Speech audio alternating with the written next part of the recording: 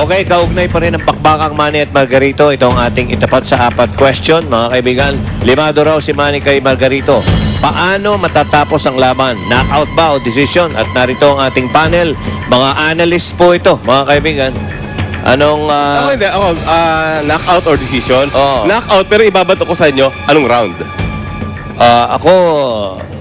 Ano ako eh. Kasi pag knockout agad, sabi nga sa uno, parang yung mga taong nagpunta ng Araneta o mga manonood, parang tapos agad eh. Oo, kaya hindi mo malaman kung ano.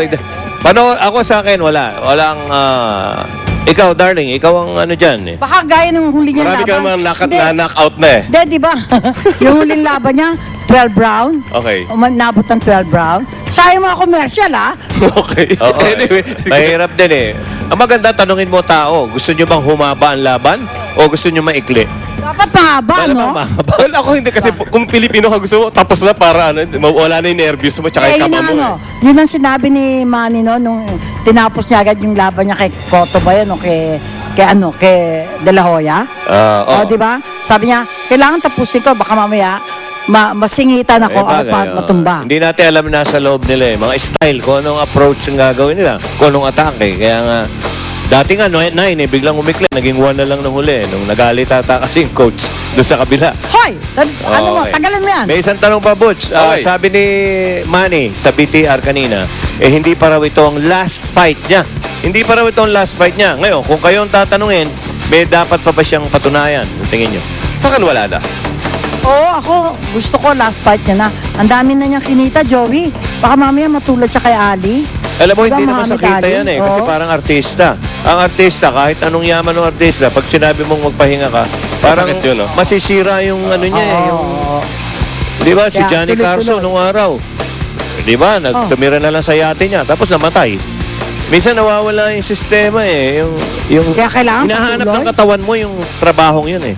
So, mahirap Ako sabihin. naman, gusto kong, well, napatunayan na niya, sabi ko, no? Pero, if you can go on, go on. Go, go, go. At Oo, sa ating eh. poll question, ayon sa mga eksperto, yamado si Manny Pacquiao kay Antonio Margarito sa paanong paraan tatapusin ni Pacquiao ang laban. Ito na po Aba, may ang resulta na. resulta. Ang knockout ay 70% at decision 30%. Okay. Okay, kumusta na nga ba ang preparasyon ni na John Estrada at Priscilla?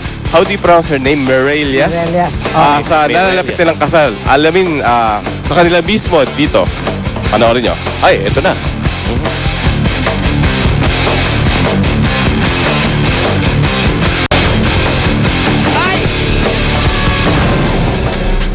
I was so overwhelmed. I couldn't ask for more for.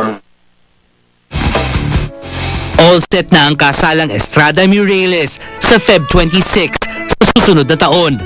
At kitang-kita ang excitement ni John at Priscilla sa nalalapit nilang pag-iisang dibdib nang makatsikahan sila ng Star Talk TX host na si Ricky Lo. February 26, 26.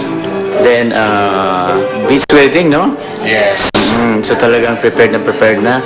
Sabi niya, according to Priscilla, on hold daw yung honeymoon nyo.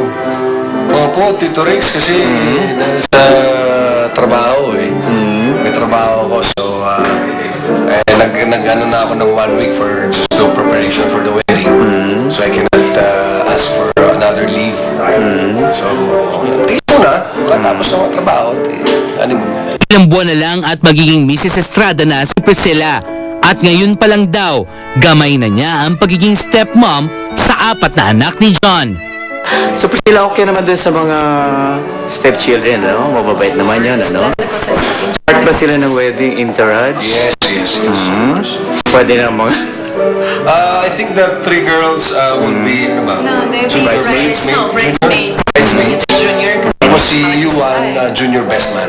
Maging ang pamilya ng Brazilian beauty queen ay mainit rin daw ang pagtanggap kay John. I couldn't ask for more for an in-law, no?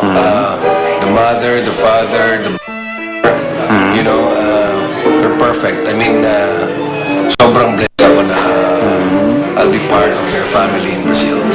At para lalong mapalapit sa pamilya ni Priscilla, unti-unti na rin pinag-aaralan ni John ang lengguwahe ng kanyang mapapangasawa. Si Priscilla, ang galing na mag-Tagalog dyan, ano? Medyo po. She's doing homework. Si Jan naman, yung Brazilian, is Spanish, no? Chabacano, di ba? So, madali ng Pero wala. Medyo ano. one word lang. Yo te amo lang. Mas maganda. Trambulyo.